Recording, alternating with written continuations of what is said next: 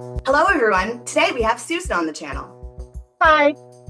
Hi, Siusan. I'm so happy that you're here with us. Would you mind telling my audience who you are and where to find you? Well, I'm Susan. You can find me at Bright Light on YouTube, Instagram, and TikTok. It's just Bright Light, one word. Okay, that's great. I'm glad to hear that. So, carrying on with the theme of this channel, we are hearing different people's weight loss stories, their journeys through childhood, adolescence, adulthood, the silly things they've done, and the things that finally worked, with the goal to try to inspire people. So, Susan, let's start at the very beginning. Can you tell us about your childhood? Were you a fat kid? Did you have weight issues when you were little? Yes and no. So when I was very little until puberty, we had lived in Southwest Arizona, New Mexico, Palm Springs, military family. We moved around, and I was very active in swim, gymnastics, high dive. You couldn't keep me inside. Then we got stationed over on the East Coast, and humidity and puberty hit, where I couldn't be as active as I was, but I also ate like I was when I was active. And then puberty hit, which made everything worse. And I just started piling on weight. So, this is probably what, age 12 or so? I was about 11, 12, yeah, 11 where and 12. yeah, because it was, I mean, I was always a tall kid. So at 10 years old, I was 5'6". So I towered over everybody, but I was skinny. I mean, when I was really little at 8 and 9, people thought I was sick because you could count every rib, but I ate. And my mother's like, I can't keep food in the house. She eats. You were But I growing. also did, I was growing, but I was active. I was riding 3 or 4 miles in the desert at night. I was riding my bike 2 and 4. I would walk and run to different pools so I could practice swim. I was in gymnastics 3 days a week. I was just constantly on the go. So there was no sitting down other than when we had to go to school. And even then, we'd run to the furthest bus stop and then try to beat the bus all the way to our bus stop just for fun. So there was no stationary. We got moved to the East Coast, and I think it's the first time I experienced humidity. Mhm. So I just felt like I was breathing water, and I couldn't explain it to my mother other than I feel like I'm drowning, only I'm outside. And my mother just was like, well, go outside and play. Why are you sitting in the house? Why are you watching TV? Go outside and do something. We have all this land. We have a horse. Go do stuff. Why are you sitting inside? And every time I'd go outside, I'd feel like I'm suffocating. And I couldn't explain why. I didn't know the difference in the weather. It just, and my mother and father were both working, and we were kids. We had to take care of the house. We had to do our chores. But once the chores were done, I didn't want to go outside and play. I just wanted to stay cooped up. So weight piles on. Puberty doesn't help when you're getting all those hunger cues and hormones and everything else. And then I'm already taller than everybody. Now I'm gaining weight. So now I'm just becoming a big kid. And from 12 on, I just consistently gained more weight. I think in 8th grade, when I graduated, I was in a women's size 18.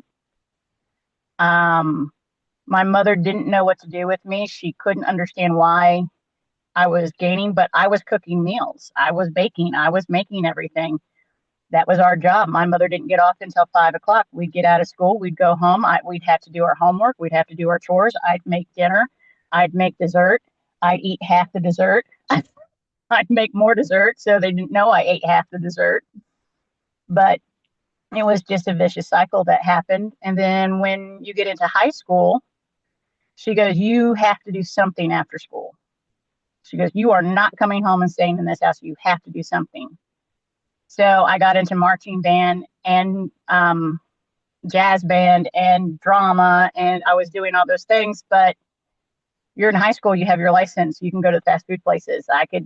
All my friends were going to fast food places. I had a part-time job, so I had my own money because I had to pay for my own gas. So I had money and I was eating fast food all the time. And that just led to more weight gain.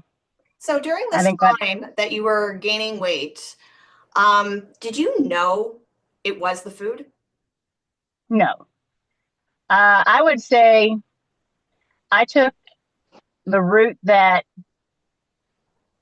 I knew I wasn't as active as I was, but I would try. I think high school was the first time I went on an actual diet, and I did what they call the military diet, I know that one. where The yeah, so, saltines and the so I had tuna. the tuna and the dry toast and the hard boiled egg and the 2 tablespoons of peanut butter and a half a banana. So we went Half a on cup the of ice cream, military diet. though. Half a cup of ice cream. Yeah, you would get a half cup ice cream with your half a cantaloupe. Yeah. But it I was on it, but I wasn't really on it because we went on it. My father ended up being put on it because he was overweight for the military and he had to run PT, so he had to lose some weight. So they put him on it, so the whole family went on it because we were all overweight. Mhm. Um, my mother didn't like junk food in the house. We didn't have Twinkies. We didn't have Ho-Hos. We didn't have any of that stuff in the house. She didn't buy chips. We didn't have sugary cereals. We had grape nuts. We had Cheerios, and we had those giant shredded wheat squares. Nobody remembers Oh, them, yes, but the big yes, ones yes. You that had to came in break three that. packs that looked like Yeah. hay. It was a big thing. You had one pocket and you had to mush it up. Yeah. Yeah, Those were yeah. So awful. we had that's what we had. So I learned to bake. So I start because I learned to cook, so I learned to bake. So I would make cookies and I would make cupcakes and I would make cakes and I would make pies. And so I had it. It wasn't the store brand stuff, but it was homemade, so it was healthy. It can't be the food, right? I put everything in it. Did you not So, put butter and sugar in it? but it was healthy. It was from scratch. That Right. mindset. Yeah. It's whole foods, kind of.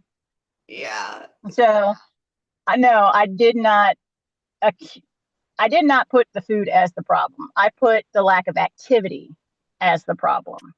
That's a trap that so many people fall into because you cannot outrun a bad diet. It's impossible. Like when people finally look at the calories, that's what they need to really look. How much do you burn and how much do you eat? Yeah. Because you can undo it so quickly. And that I think stayed with me for almost my entire journey into adulthood is I always believed I could outrun. So if I was on one of the many, I think I did Weight Watchers 4 times. I did Herbalife 3 times. I did the cabbage soup diet. I did the lemon juice with what is it? Squeeze a lemon, hot Oh, the sauce, and maple master syrup. cleanse. Master cleanse. I lost a ton of weight on that. I And did then I that one too started because introducing Beyonce food. did it for Dream Girls. That's why I did it. I did it because everybody was talking about it's the perfect way to do it. And I did it for 30 days. That's insane. I lost my mind after And 2 weeks. 2 weeks, I lost my mind. It's too I hard. was working and I did do it. I saved a lot of money on food then. Oh my God, that one was hard. I will never do that. Yeah. They have a video, or not a video, they have a photo. My friends, we were going up, it was my friend's 22nd birthday. So we were going up to go see David. I can't think of the band right now. She loved them, but they were playing near us. So we were making a road trip. We stopped to eat. We were at a Fuddruckers, and I'm sitting there with my bottle of Master Cleanse drink, and everybody else is eating, and I didn't eat that whole trip. Oh wow. Dave Matthews Band, that's what it Oh. was. Did you introduce the raw vegetables though? Like, or did you just stick with Now, ones? I stick with the cleanse for 30 days, and then when I came back, we started doing when I was told when the cleanse was done and I was allowed to eat again, and they were like, you have to introduce things slowly. I did. I did start with the soups and mushy stuff and vegetables, and I started bringing all that back in because I liked vegetables. Mm-hmm. I really do. I mean, I like vegetables more than I like fruits, unless you classify half my vegetables as fruits because they carry seeds. Right. Yeah. Well, see, I didn't even do it But properly. Well, I did a version that I saw, which was 3 days, only 3 days on full cleanse, and then carry on. It's supposed to be for a month. I only lasted 2 weeks, adding in raw vegetables because, like, I mean, it's such raw vegetables have nothing. Like, I think you yeah, burn more calories eating celery than the calories in it. So, like, in it, yeah. yeah. I mean, I've done all kinds of crazy stuff to lose weight, and I would lose weight, but what I tried was never sustainable. And I always thought, okay, so when because I do have, call it, and those are two things I have to battle from years of trying to diet and lose weight and not realize it's the food I'm eating.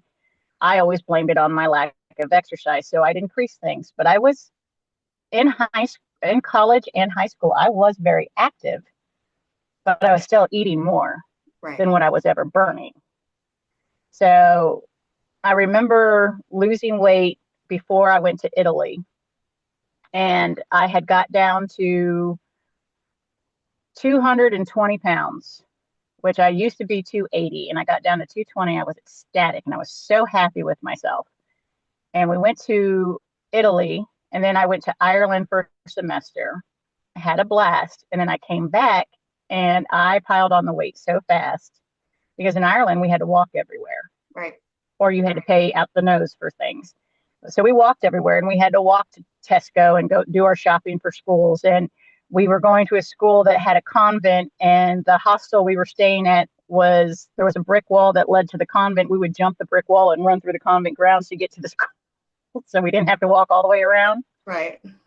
But it was stuff that I always thought the reason I didn't gain any weight in Ireland, even though I was eating, was because I was so active. So when I came back to the States and I stopped being as active, because you can drive everywhere, you don't walk everywhere, I kept that same, I can outrun my eating habits. So if I wanted a cheeseburger, I just have to do the treadmill for another hour. Well, no, that's not going to work because you're not going to burn that on a treadmill, because a cheeseburger is almost a thousand calories in itself, and that's for a little one. Yeah, that's like running a half marathon. Like when I discovered that my 10K run, there was a time in my life where I was actually running a 10K probably 5 days a week. And my 10K run burned 500 calories. That's Oh, it. That's that's half a Big depressing. Mac. Like, or half a Big Mac meal. I think the Big Mac meal is like 1,200 calories. It's like Yeah. that's 10 kilometers. It's an hour of my life running. It doesn't burn as much as people think. No, and it doesn't. And that's the real sad thing is everybody thinks it's exercise, exercise. You have to spend your whole life in the gym, or you're never going to lose weight, or you have to spend hours at the gym every single day, or you're never going to lose weight. And I fell into that category. Mhm. No, it's the So, 80-20 rule. It's 80% diet, 20% exercise. Or as a lot of people say, you exercise for fitness, you diet to lose weight. But really, like from my point of view, I never look at it really as a diet.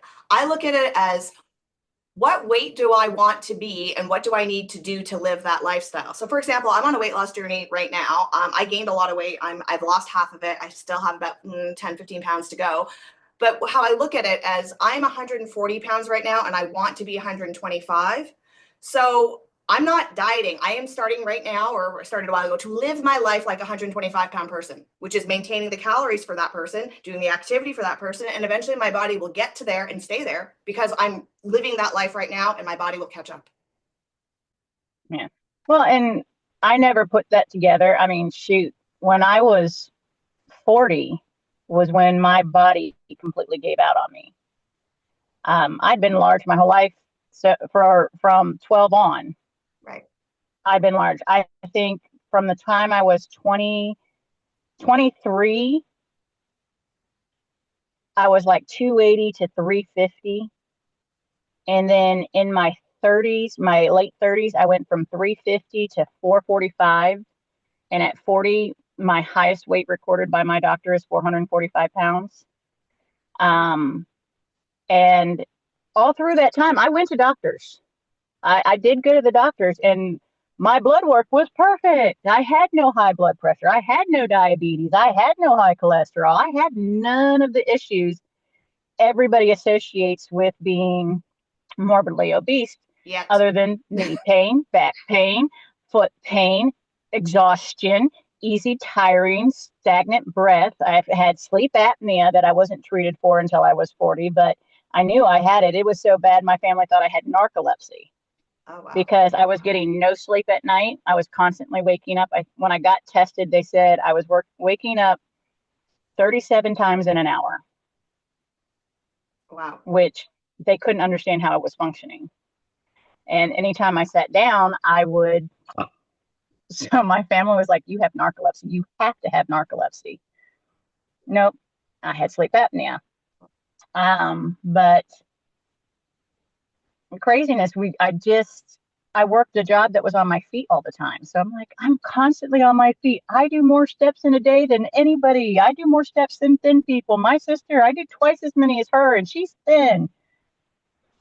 But I also would sit down and I may not eat all day, but then when I did eat, I'd eat a burger and a large fries and a milkshake because I hadn't eaten all day. So I get to eat this large meal, do Hmm. an OMAD, Yeah. one huge meal, but it's at the end of the day and I go home and go to bed. So yeah, I didn't eat anything all day, but I drank plenty of soda. It was diet soda, but it was still soda. Mhm. So yeah, I just So was it health that finally got you to understand what was going on and make the right changes? Because obviously you're not still 400 pounds. So what no. happened to like change you? So at 40, like I said, my body tanked. I became pre-diabetic. I had high cholesterol. I had high blood pressure, and my body literally stopped producing iron. And I was somebody who had so much iron in my system that the doctors always joked if I ever got pregnant, they wouldn't put me on iron supplements. Mhm. That's how high it was. They've talked about pulling blood to transfuse it to get iron out of my system. It was so high. To now, I'm getting 2 hour iron IVs every 30 days because I'd get there 2 weeks, do 2 hour iron IVs, and then in 30 days I'd test and I'd be negative. I'd be at a 4, which is almost transfusion level. So then I'd have to schedule and do 2 hour iron IVs for 2 weeks and then back again, and my iron levels would be tanked. And they started doing all kinds of tests, and my blood doctor, my hematologist, and my primary care, who she had had a dual duodenal switch. She had been pushing weight loss surgery on me for a long time. She goes, I know you're lying to me about what you eat. You're not doing what you're doing right. You need to look into surgery. And I was like, why am I going to do a surgery that's not foolproof? Why am I going to cut up my body if people fail it all the time? It's not a magic But cure. the way that you're It's a saying that, though, I just want to know at that time, did you think that the surgery would be responsible for fixing you, or did you understand that you had to work with the surgery? At that time, I thought the surgery was what was supposed to fix you. I'd had 9 friends have the surgery. Hmm. Every single one of them had lost a weight initially, and then every single one of them had gained weight plus back. Right. So I ended up, because she said, you got to do something. You doing it on your own is not doing it. You got to do something. So I looked around and I found an amazing bariatric group. And it's a huge group of doctors, but included in this group are psychologists, dietitians, regular therapists. They have networking programs. They have 5 years out aftercare where you're constantly checking back in with them and going to appointments. They do blood work and they do your tests. They do mandatory for them is minimum 6 months pre-op before surgery, which means you join them, you have to do a weight loss management course with them and lose weight during it, or they won't do the surgeries. My doctor was known as the Angry Russian, and I liked him because he basically, when I went in for my consultation, I was still in that mindset that the surgery is supposed to fix you. And he looked at me, he said, the surgery is a tool. I can only do so much. You have to do everything else. If you don't do what I tell you to do, I'm not doing the surgery. You need to lose 10 pounds in the next month, and I'll consider taking you on. And I liked it. I liked the doctor that was very forthcoming. He's telling you straight out, this is it. So as I looked into all the surgeries that they performed, they did not offer the dual duodenum. Not that I would have gone that route. Um, I thought about the sleeve, but the sleeve had a lot more adverse effects afterwards that I didn't want to deal with, primarily acid reflux. And that tears up esophaguses. I've never had acid reflux. So, but I know what that does to your esophagus because I have a friend who had it real bad, and she had actually had to have surgery because it was so bad. Not from weight loss surgery, but just naturally she had that. So I ended up going with gastric bypass. I think it ended up taking a year for me to get through. And I had lost 100 pounds in that time. Oh, wow. With working with their dietitian, with working with their counselors, and with working with the therapist to understand why I was eating, how to eat properly, how to read a nutrition label, how to slowly introduce exercise, how to monitor what you're eating, how to accurately weigh your food, how to combine your food for the best fullness, how to, like, they went over, like, each month was a different learning thing. First month was walk for 10 minutes. Doesn't have to be 10 minutes straight. Just walk for 10 minutes. Second month was nutrition labels. Learn to read them. Learn to look for hidden sugars. Then you had to learn to understand what a serving size was.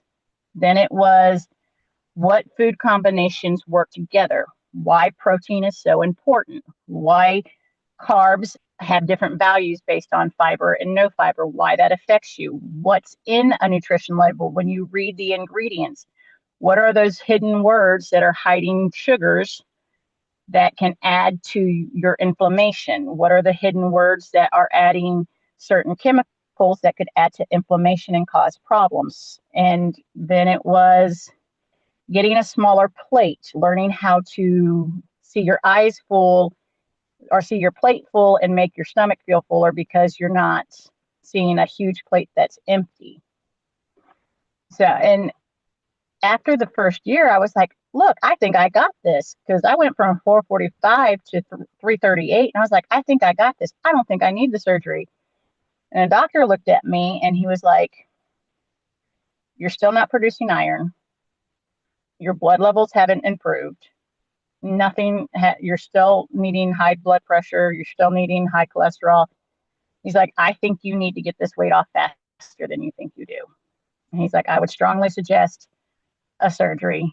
It's up to you. And I talked to my family about it, and they were terrified because they've seen all the reviews and all the stuff that can go wrong. But I ended up opting for gastric bypass. I would say my experience was pretty good. I had my surgery. I apparently tried to jump off the table when they told me my surgery was done, and I went to jump up, and they're like, "No, we will move you,"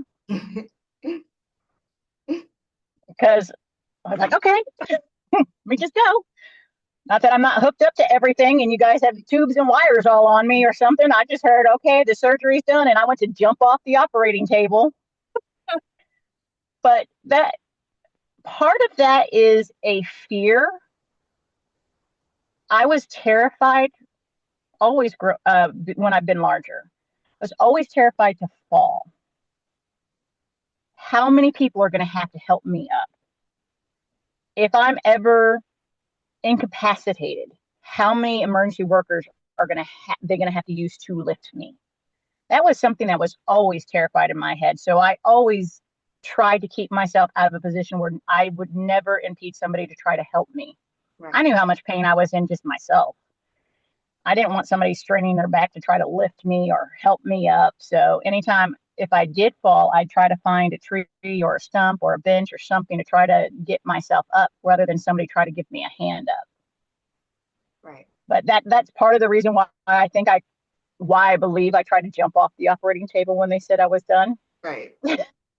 So how was recovery from the surgery? Did you like get sick, throw up a lot, or were you able to eat well immediately? How did it go? Well, I did clear liquids for the first week.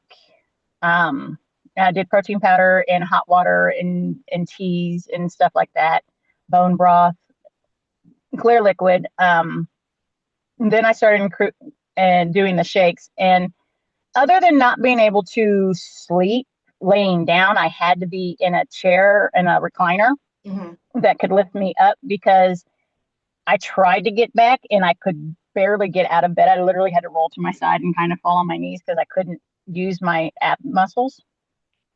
And so I slept in a recliner for 4 weeks.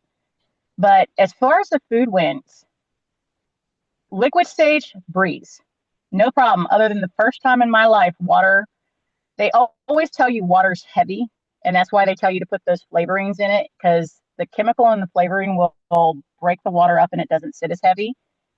It never made sense to me until I had the surgery. And the first time I tried to drink just plain water, I was like, oh my God, what?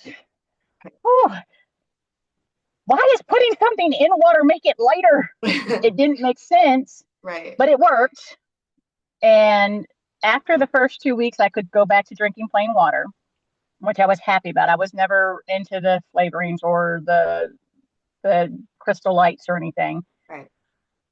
But the food stage where puree stage was fine. When I started integrating soft foods, and after that, when I started integrating regular foods, that's where I hit a problem. And I was trying different things, but it's like 1 week steamed eggs were fine. The next day I'd have steamed eggs and I'd be violently ill. Made no sense. One day I'm fine, next day I'm not. Any kind of bread or rice or anything, a tablespoon of it, and I feel like my stomach was going to blow up. Any kind of sweetener or any kind of sugar would make me exhausted and sick. Like I just, everything affected me and it was never consistent. It was different depending on the day, depending on the time.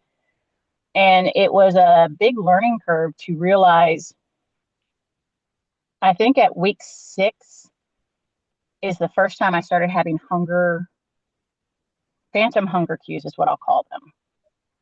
Because hunger cues are not the same after gastric bypass. You are not hungry when you think you're hungry after gastric bypass. It's one of those things that your stomach is so small. As my dietitian was talking to us about it, she said the only time you are actually hungry is when you start to feel faint. She says if you are thinking about food and you're like, I don't know what I want to eat, you're not hungry. That's a phantom hunger. That's a craving that's coming back. That's your old mindset saying that, oh, I haven't eaten for 4 hours. I need to eat something. That's not a hunger cue. The same thing with fullness cue. You're not going to feel full. You're going to get hiccups. And then you're going to start throwing up. Or my first sign is I start to yawn. Like if I'm eating and I yawn, I was like, okay, I'm done. Because I know the next step is hiccups. And after hiccups comes throw up. And I don't like throw up. Right. So the hunger cues and the full cues are very different from before. So anytime I think I'm That's hungry, permanent? Is mhm, that permanent? Your cues are always that way? It never comes back? according to my dietitian, she says that's permanent. The problem is people fall back into their old mindsets that they're hungry because they're thinking they want food. Hmm. She goes, if you can't sit there and say, oh, let me just grab a piece of chicken, that'll tide me over. If you're sitting there thinking about donuts or something else, that's not hunger. That's just a craving. Yeah. She said, if you're starting to feel faint, if you're starting to feel exhausted, those are your hunger cues. The thought that your stomach telling you to eat something, that's all in your head. She goes, even your stomach rumbling, my stomach talks all the time. It doesn't mean it's hungry. Hmm. I always say it's just mad at me. I cut it up. Well, Because appropriate. good. My stomach wouldn't shut up after I had surgery. I mean, the whole first 3 months, my stomach, I was like, oh my God, you ever shut up? Didn't matter. I could just finish eating and it's grumbling at me. Yeah. So how many years So has it been since you had the surgery? 3 years. I'm sitting at about 85 to 90% weight loss. I have lost a total of 267 pounds. I went from 445 at my highest down to right now I'm sitting at 163. And right now I currently fluctuate between 163 and 167. Um, a lot of my surgeons and the team, my surgeon retired. Happy that he retired, but sad to see him go. He believes I have about 30 pounds of loose skin on me. And he sent me a list of plastic surgeons that deal with the severity of my case, because I did look around where I lived, and every surgeon I went and saw, they're like, you're outside of my scope. You're not a mommy makeover. You're an entire body lift. So you're looking at about 3, possibly 4 surgeries to get all the skin removed. Do I want to put myself through that? Part of the fear is still in the back of your mind. I am so active now. I love taking my dogs for a walk. I love going hiking all Sunday. I love getting out and doing things. And I know the surgeries are going to put me down from doing some of those. And right now I have a very active pit bull mix that needs his runs and his walks, or he goes crazy. Like he's my baby. So Do you use like compression garments for your skin? yeah, And does that help? I have, well, yeah, I have to wear compression garments because especially the skin on the legs. If I just wear jeans or slacks to work and I don't have my compression underneath, the skin gets caught in different places. Right. Because I lost so much, I can have skin removal surgery and my insurance would pay for most of it. The only issue is if I'm going to go under the knife to get the loose skin removed, I definitely want my stomach muscles put back into place because they're never going to shrink on their own because of the years of blowing them out. Right. And that's not covered. That's a tummy tuck. That's not medical. So it's one of those things that, do I want to spend the money for it? I'm not going to go under the knife and have it. I'm 45 years old. I didn't do this for a beauty pageant. I did it for my life to have fun and free reign again. Right.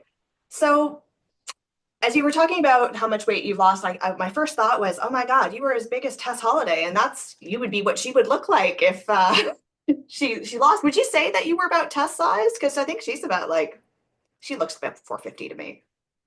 I would say yes, but I definitely carried more weight.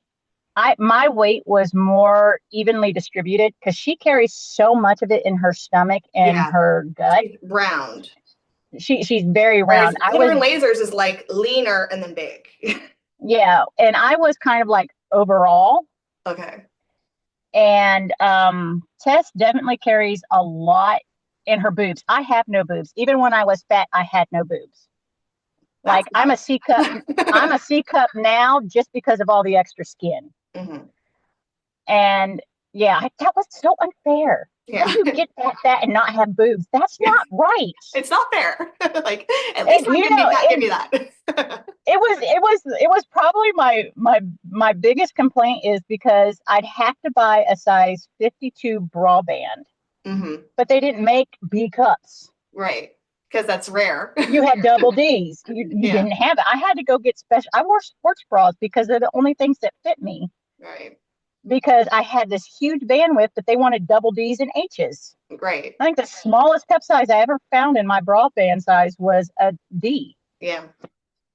So I was sitting there, I was like, I was going to say, I think my upper body's a lot like Anna from Glitter and Lasers because she gets no boobs up there. She has a small upper body. And actually, it's weird because you watch her shop, she can buy like extra large regular for a top. Yeah. But her bottom there's no way. Yeah, she's very different. Her top and bottom are completely different sizes. Because Yeah. sometimes when I see her from here up, like I know she's plus size, but I don't think she's that plus size.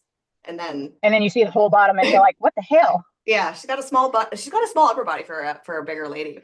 So the question I was going to ask you, you were going through your weight gain, then you had your bariatric surgery at 40. During this time, fat acceptance is starting to come up. What was your reaction when you first saw fat acceptance? Did you buy into it or did you go, this shit is crazy? When I first, when it first came out, I think I was starting my weight loss. I was starting with my bariatric surgery.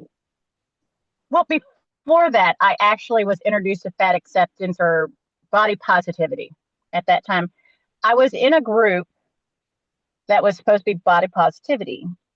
And I remember the group because there was a 62-year-old woman. We were all talking and everything was going great. She lost 80 pounds and she posted about her being able to get on the trampoline with her grandkids and being ecstatic about that. And people tore her apart for promoting. I was like, wait. Why are you guys so mad at her?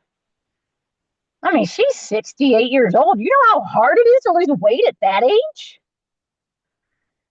And I think that was my first introduction to the toxic side of body positivity because before that, people were like, yay, you love yourself where you are, but you're working to better yourself. Yeah.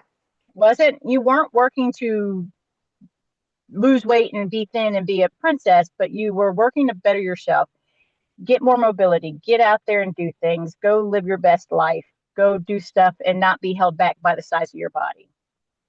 Great in premise. But when you start attacking people for losing weight, that's when I started going, hold up, wait a minute. I'm not kind of for this. And I kind of backed out of that group. And then when I started seeing, I think Tess was published on Vogue as a plus size model, I was like, oh, that's really great because you've seen rail thin models all your life, but a model's supposed to be a coat hanger, Right. showcase the clothes. Right. But it's great. She's in Sports Illustrated. Sports Illustrated was one of those magazines that had curvier women because they were selling bathing suits. Mm-hmm. So you had curvier women on there, not her size, but you had curvier. And I was like, this is really great. More people out there. Great to see different things. But then it became, if you're not attracted to me, then you're fat phobic, or you're just a bigot, or you're just. I was like, what the fuck is wrong with people? I was like, you are attracted to who you're attracted to. Mm-hmm. I don't have a physical type I'm attracted to. I have a type of personality because I like people who are humorous, have a quick wit, have dry humor, just have fun with life. I like that outgoing personality, but I'm not like, you have to be a muscular or you have to be whatever. You have to be something to be my type. I dated all over the place, mm-hmm. but the personalities were always similar. Right. So, but fat acceptance has, in my opinion, two kind of sides to it. Maybe we can say more, but there is definitely the social justice kind of side to it, but there's also the science denial. Did you fall for any of the science denial part? No. Let's take the big one, BMI. Yeah. BMI was created by a white guy in Germany to this or that. Oh yeah, and he was just a statistician, which is what we still use nowadays. Well, thank you, everyone. Yeah, but okay, so he's the perfect one to come up with body mass index. He's just looking at stats and statistics. Mm-hmm. Yes. He's not looking at emotions. Mm-hmm. He's not looking at, he's like, okay, if you fall in between this is what your body does. This is what this should be. This is where you should be. Mm-hmm. Anything outside of that, you have gray areas. There are gray areas in there. Yeah. But they don't focus on that. And then they don't even focus on overweight and morbid obesity. It's just, if you're overweight, you're morbid obesity. There's no in between. You can be healthy overweight. to Hmm. an extent. Hmm. You can't be healthy at morbid obesity. No, even if it's muscle, even if I it's muscle, you can't be healthy at morbid obesity because it's too much weight on your organs. well, it's like, okay, so we're gonna take my brother. My brother was a massive man, 6'5". At his lightest, he would get up to 300 for football and drop down to 275 for wrestling. Not healthy, not good to do that as a teenager, but that's what he would do in high school. Very unhealthy to do that, but he did it because he loved wrestling and he loved football. He put on muscle like you wouldn't believe. He had my mother's frame. He could carry muscle like he could put on muscle and hold it. And he used to irritate my mother because he'd buy a 3X shirt and he's like, Mom, rip the sleeves with his muscles. That's how bulky he had built. Why? But the military wouldn't touch him because at 275 and 10% body fat, that's too much on your heart. Yes. You can't do PT like that because he was lean. Yeah, it doesn't matter. It's still not healthy. It's not healthy. They wouldn't take him because of that. And so that's probably when I first started realizing that there's something to medical reasonings behind things. And I knew because I hurt. My feet hurt, my legs hurt, my knees hurt, my knee would pop in and out of joint, my back, my shoulder.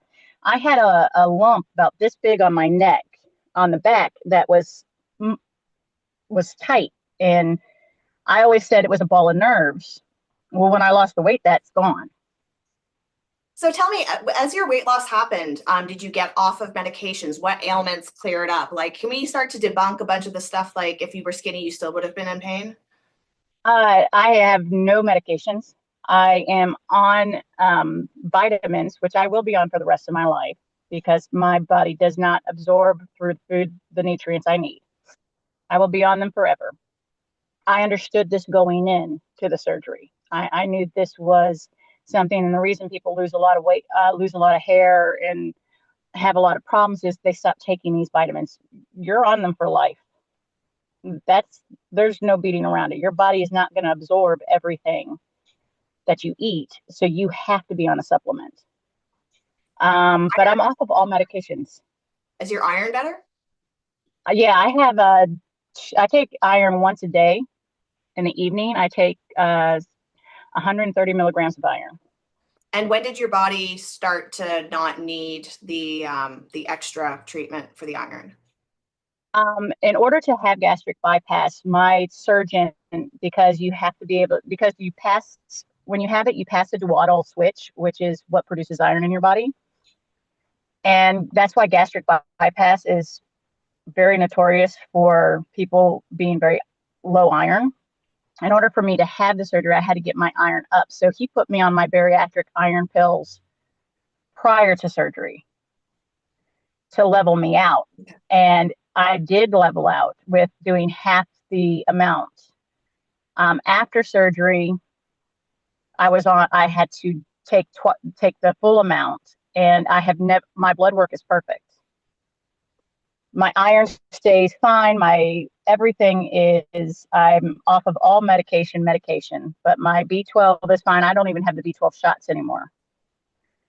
My multivitamins I take, my calcium citrate I take, and my iron I take. Those are the three vitamins I take. And I take my multivitamin twice a day, my calcium citrate twice a day, and my iron once a day. And 3 years out, my blood work has been great every single time. But not only that, my knees don't hurt. They don't pop out of joint. I no longer have plantar fasciitis. I no longer have back pain. I no longer have sleep apnea. I no longer have any of the ailments I did have beforehand. Um, it's been like a complete 180. I'm not constantly exhausted. I don't have fatigue. I run circles around 18-year-olds, That's and I'm 45 years old. that's amazing. That's absolutely amazing. So when you're let's say while you were on this lifestyle change, what do you do for tracking? Do you journal? Do you use MyFitnessPal? Do you count calories? Do you count macros? I mean, you already said that you followed the guidance of the bariatric program that you were part of, Mhm. but what were like, did they say write down your calories? Did they say write down your macros? Like, what was the advice they gave So you? My dietitian, the game plan with my dietitian was 69 grams of iron or protein a day. Keep your carbohydrates at about 56 grams a day, and keep your fat at about 45 grams a day. That was start out. After we got going, the fluid intake was increased to 120 ounces a day. I drink way more than that in water. I drink almost 200 ounces of water a day. I'm a camel. But my protein, I've been doing well. I actually, 2 years ago, I signed up with Alan Roberts and his app. Mhm. And I absolutely love it. I love the challenge that his wife Crystal does all the time. Her challenges are great, but they're all about healthy eating. And she gave me 165 grams of protein, 113 grams or 113 calories or 1,300 calories a day, 165 grams of protein a day, 52 carbs a day, and 63 grams of fat a day. That's what she kind of put me at. And since I've been following that, I've leveled out where I don't fluctuate back and forth like I was. I would be going from 163 to 178 to cutting back things and getting 163. Since I've been doing that, I'm back down to 163 and I feel much better. I'm not doing protein shakes or protein powders all the time. I do have them if I need them. Like today, I had to do a protein shake because it was madness at work and I had no time to sit down for a break. So I always pack one just because I know I won't stop until I fall down. Right. So I know if I start getting a little dizzy, a little faint, I need to get some protein in me. So I have my protein shake and my coffee and I mix it together and I'm good to go. But I follow that plan. I Do you think take any of the no morbidity supplements? no, I tried the alchemy, the no morbidity, and the ember. Um, and I had to do a half tablet of the ember because a whole tablet just made me fly off. I was like, phew. But I did try them. I will tell you, the alchemy and no morbidity. I never had any of the food noise because I still get food noise. Um, there are days I'm sitting there like, I really want a donut. I don't want a donut. I really want a donut. I don't want a donut because if I get a donut, I'm going to be sick. Mhm. And you know But the thoughts that, aren't hunger; they're just cravings. yeah, they're not hunger. They're just I want it because it was habit or I've had a stressful day and I think Donate maybe I should equals get a cupcake. happy. But it's I would say the alchemy and the no morbidity completely took all that away from me. My thing is I'm already on my pills, my vitamins that I'm on, Right. and I'd like to try to eliminate as much. I had no weird effects from them. It's one of those things I don't want to be taking 50 million pills a day. Right. Okay. And so I was I have, interested. Alan's a good friend of mine. Well, he's a good internet friend of yeah, mine. I've never yeah. taken the pills before, but I was always interested in knowing what other people thought of them. Oh, I love the alchemy and the no morbidity. And I even took half doses of the alchemy because it was supposed to be like 2 pills twice a day with your meals or Mhm. right before your meals. And I was like one a day Mhm. because I just wanted to see how it would act. And one a day completely knocked out any hunger noise. So I never thought about food, but I think part of me is I want to realize why I'm leaning towards food and try to fix that instead of just shut it up. Yeah, that's where the therapy comes in. I'm big into therapy. Yeah. I talk about it a lot on the videos that nobody watches, but I go to therapy a lot, and understanding why is half the battle. Well, it's a big reason. It's like we all grew up in the same household. My sister never had a problem with food. My sister was always comfortable with herself, whether she was a little larger or a little smaller. She was always comfortable. To this day, she's always comfortable with herself. She doesn't have an issue with food. She has an issue with stress leading her to eat, but she doesn't have the same issue where if I had a chocolate cake I'd have to eat it just because I had to eat as much as I could just because it was there. Hmm. And I wouldn't stop until I became sick. Um, if I will find justifications why I should have certain things. Um, it is why I weigh out everything I eat. It's why I calculate everything I eat because to me, it keeps me accountable and it stops any justification I have to go get something I know that's going to cause me to have an adverse Hmm. effect. So One of the things it, that it's came out in fat acceptance when they talk about mental health and they talk about therapy, it was like they got halfway there, then they took a left turn, and it always upset me because I am very compassionate and empathetic about stressful life situations, traumas. There are so many reasons that cause people to overeat. But what I hate about fat therapy is they skip that step and they go, there's lots of reasons why people gain weight. And I think it's so much more important to, instead of hopping over the step, this is overeating in here, okay? There's a reason why people overeat. Let's talk to our therapists and find out why. Why does Susan want to eat the whole chocolate cake? That is more important than where the fat therapy seems to stop for me. It's like, oh, well, Susan was depressed, therefore she gained weight. It's okay because you were depressed, or Susan had a good day at work and she was excited, therefore she gained weight. They will always skip over the overeating step. It's like, can we talk about what led to the overeating? That is what I talk about with my therapist when I do stuff. I mean, I actually I put on over 40 pounds recently, and how did I do it? Eating family-sized bags of candy. Okay. I didn't go to say to my therapist or my doctor, I don't know why I'm gaining weight. I said to them, I don't know why I still need to eat like 1,000 fuzzy peaches a day. Okay. Help me figure out what's going on in my head. This is what I need help with. Why do I want to eat a family sized bag of candy? That is the problem. Not why am I gaining weight? I know why I'm gaining weight. Why do I want to eat? Anyways, it's my Yeah, little. and that's something that I was always, it irritates me with fat acceptance is it's like I eat just like a thin person does, and my friends are thin and they eat like this, and I eat less than them, and I don't know why I'm gaining weight. Yes, you do. I lied to myself for years. I don't know why I'm gaining weight. I don't know. Maybe it's the 5 Snicker bars I snuck into when I was in my room eating and hiding food.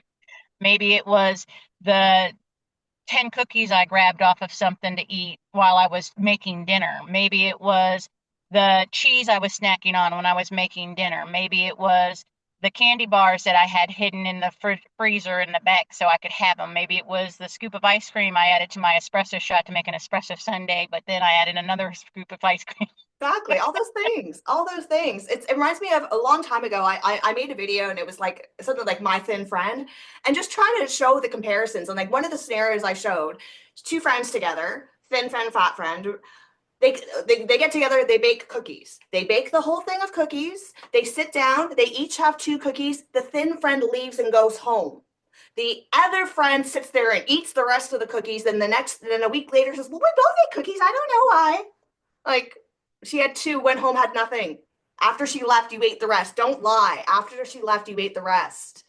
Well, It's and it's those. also the thing that, well, we go out and my thin friend gets a burger and fries, and if I eat a salad and she's thin as a rail, but I'm fat. I was like, yeah, but what does she eat all the rest of the day? What does Yeah. she eat all week?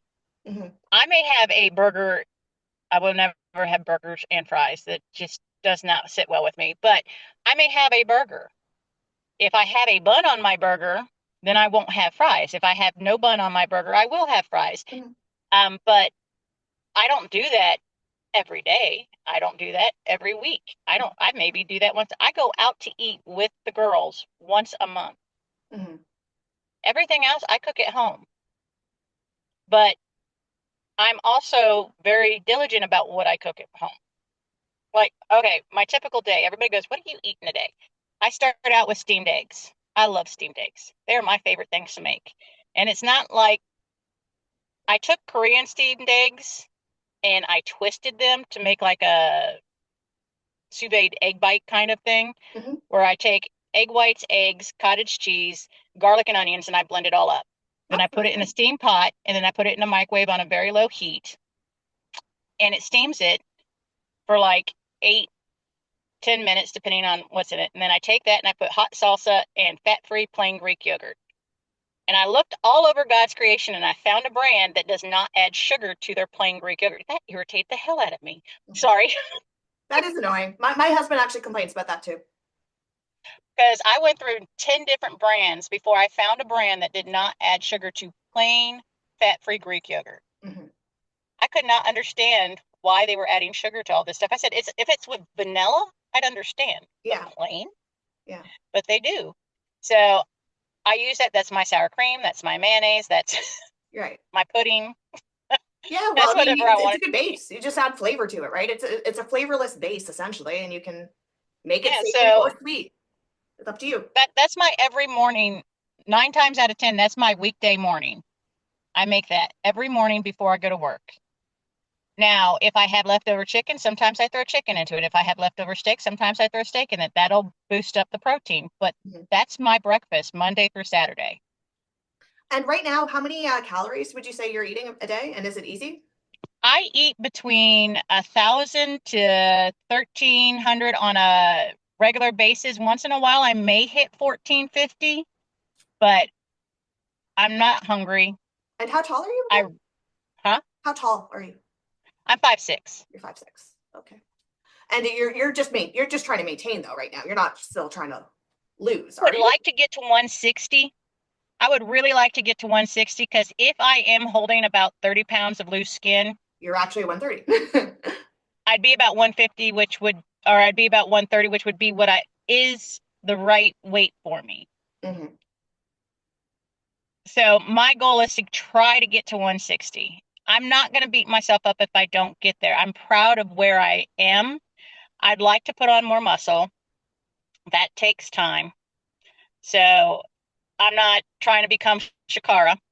I don't have that gene, nor do I want to do bodybuilding. I just would like to put more strength in carrying, especially with me being 45 years old and getting into older age where you're going to start losing your muscle mass. I'd like to put on some muscle, but I also know I'm not stupid. Muscle doesn't grow overnight. And I've just started last year doing heavier lifts because 5, 10 pound, 20 pound dumbbells aren't putting on any kind of muscle. So I just started working with that, and it takes time, but I'm not mad at where I am. I'm happy with what I'm able to do. I don't feel deprived with food, which is one of the things that irritates me the most because I have been attacked on. I posted a what I eat in a day as a bariatric patient on YouTube once, and I took it down because I had so many people get mad at me telling me I was disordered eating. I said, it's not disordered eating. It's what I have to eat so I don't get sick. It's what I eat to get my protein in. And the only reason I posted it is because I had several people reach out to me because most of my videos are me hiking with my dog, and I'm rarely in them. They're normally my dog and because my rescue dogs and us hitting the trails. Mm-hmm. But I had people reach out because I have posted a couple videos of my weight loss journey of where I started and where I'm at. And people have asked and reached out and they asked me about what do I eat to maintain where I am? So I did a basic what I eat a day. I had steamed eggs for breakfast. I had a large salad, arugula salad with spinach and tuna and goat cheese and a homemade fat-free tzatziki sauce that I make. That was my dressing and my salad. And then I had a steak and asparagus for dinner. That was what I ate today. Mm-hmm. That's not disordered. No, it sounds healthy. This doesn't sound.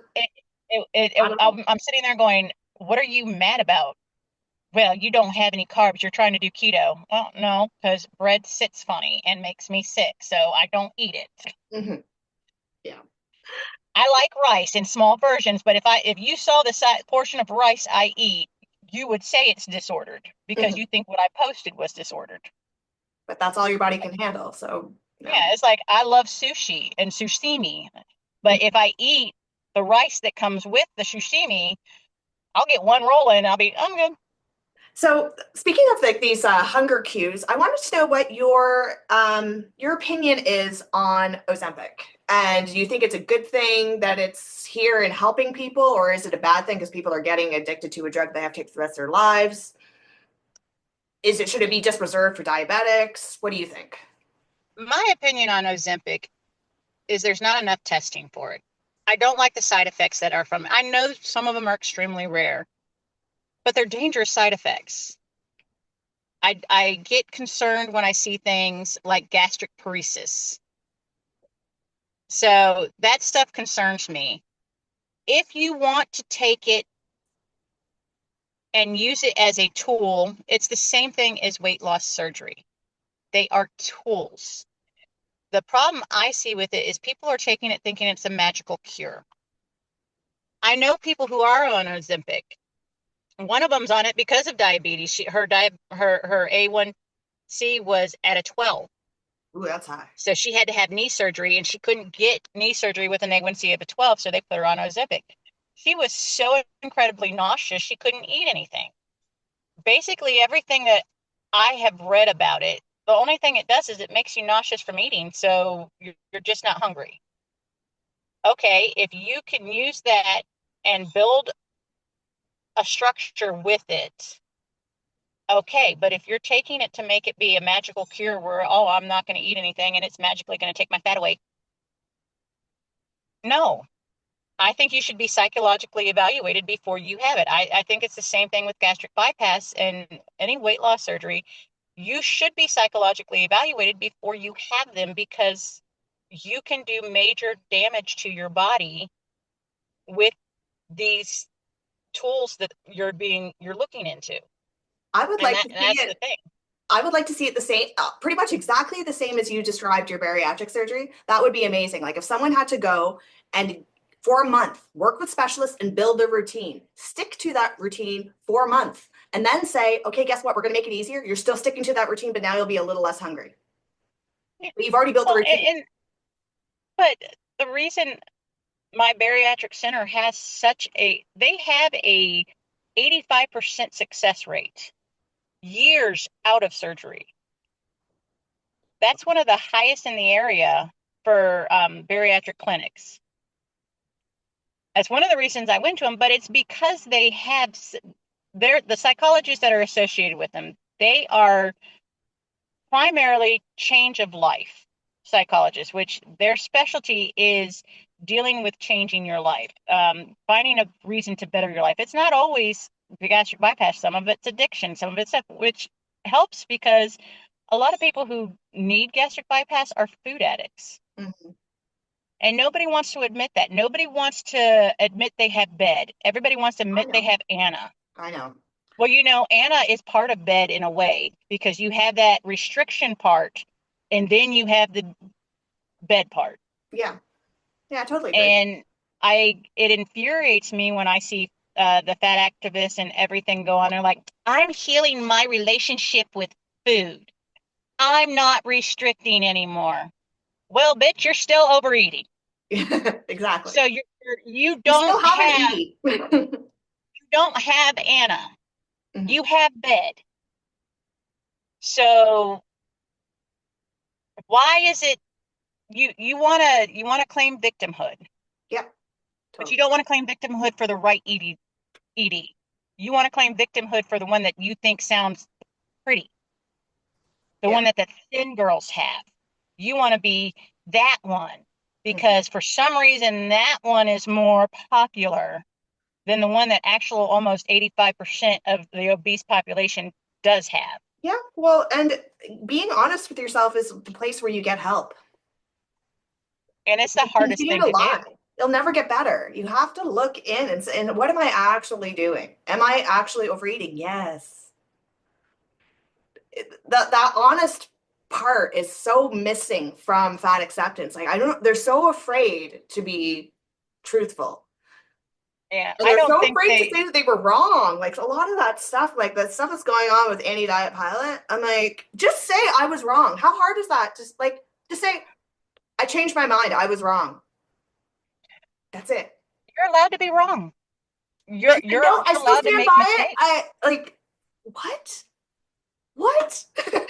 Yeah, no, I completely 100% agree because it's like she came out and said she's on Ozempic after years of saying she would never do it. She's not doing it. But and she came up with this. My doctor put me on this for symptoms I had that I wasn't needed cure for, but I didn't thought they were fat phobic because they were trying to put me on this weight. There's only two reasons you get put on Ozempic, and the main one for Ozempic is diabetes. Mhm. The off brands of Ozempic is weight loss. Yep. And she's talking about inflammation, like literal lasers, inflammation. Mhm. It irritates me. I know. All It's their not rate is inflammation. inflammation. Yeah, it's all. Like they apparently they can inflammate like 50 pounds or more. 100 pounds. 100 pounds of just puffiness. They can't accept that it's not inflammation. It's I ate too much. Yeah. Yeah. Tired of the excuses for sure. So, Susan, before we wrap up, do you have any words of advice for my audience with respect to how to lose weight? Honesty, first and foremost, you have to be honest with yourself. You have to admit that it's what you're eating. And you really have to look, how many times are you tasting something? How many times are you trying something? How many times are you absentmindedly putting something in your mouth? That would be probably one of the biggest wake-up calls I think I ever had. Was I never realized how often I reach for something just because it's there. Um, but you be honest with yourself with what you're eating. Do that first and then look at activity. But it's honestly, you need to take in what you're eating. You do not need to treat yourself every time you do something good, every time you make it through a stressful day. You really just need to focus on what you're consuming and what it does for your body. Learn to read a freaking label. Learn to figure out what they're putting in your food. I have a garden. I grow 90% of my vegetables. Now, everybody does not have the land. I have 7 acres of land. Not everybody has that. They can't sit there and grow their garden. But I'm lucky. I get to do that. I have a friend who has chickens who gives me eggs. So I'm lucky on that aspect too. I get fresh eggs. But look at your food first. That would probably be my biggest takeaway. And be honest with yourself. Because until you're honest with yourself, you're never going to get anywhere. Crash diets don't work. Bad diets don't work. If you're going to call it a diet, it's never going to work because as soon as you go off of it and say, oh, I'm at where I want to be, I can eat whatever I want, you're going to gain everything back. Exactly. That's some great advice, Susan. And I thought of something when you were talking about not needing to treat yourself. I'm all about the non-food treat. I am very crafty. This is just a very, very small sample of what my room looks like. Okay. I have this stuff all over the walls, like everywhere. Okay. I craft. And for me, a treat is a new diamond painting kit. It doesn't have to be I food. I have love a stressful those. day. I can go and get myself an art kit or go get myself a ball of yarn to knit something. Like Yeah. the treat doesn't have to be food to And reward. if your hands are busy, they can't reach for food. Exactly. That's another good point. Well, I love again, knitting. Or not knitting. I crochet. I don't knit. Um, I love painting. It doesn't have to be for anybody. It's for me. exactly. And I love diamond art. Yeah. I have 5 that I've completed. I have several more in a drawer and I have my box, but because I've been working on my garden so much, they've kind of taken it back. But that is something I love to do anyways because I love playing in my yard and I love running with my rescue dogs and I love going out and doing things. I will sit there and pack up the dogs and hit 5 or 6 parks and go hiking almost 12 miles just because I'm out away from people. I Mhm. have my dogs and I have nature and I'm happy. Yeah. That's my de-stress zone. Yeah. And I don't bring food with me. I just bring water. Mhm. And that time can also be, I mean, it's good for you, but it's also a treat. It's your mental space treat. It's my, I always tell people because I work Monday through Saturday. I deal with catering. I deal with people who want events. I deal with demanding customers because I deal in food. So see, that's another thing. I work with food all day and I still understand it. But my Sunday, everybody goes, we can't reach you on Sunday. I don't people on Sunday. I said, I don't people on Sunday. I have my dogs and I'm in the woods. I don't people. You don't people? I said, I don't people. My family's got my location. Mm-hmm. I will put share my location when I go hiking, so my family has my location. If my sister or my mother or my father want to come with me, they're more than welcome to, because they just listen to nature and walk. They're not trying to get my opinion on something. They're not trying to make plans for anything. We're just going to walk and take in the sunlight and the trees and the water and my dogs, and just be mindful and present in the moment. Yes. Mm-hmm. It's good stuff. That is my happy time. That is my happy place. And I will take off, and I do have a niece and a nephew who want to come with me to the waterfall park that I found. And I'm like, okay, but your ass got to get up early. And they're like, why? I said, because it is season time, and off season time, I had to drive around for a half hour to get there when I got there at opening. So we're going before opening. Mm-hmm. Exactly. Well, Susan, thank you once again for coming for this interview. It was really inspiring to hear your story. Oh my goodness, you've lost like 2 full people. And well, that's how I measured it too. I measured it. It's like, I lost a small child. I lost a teenager. I lost a full adult. I lost a grown ass man. I lost 2 women. Yeah, you totally have. And that's so impressive.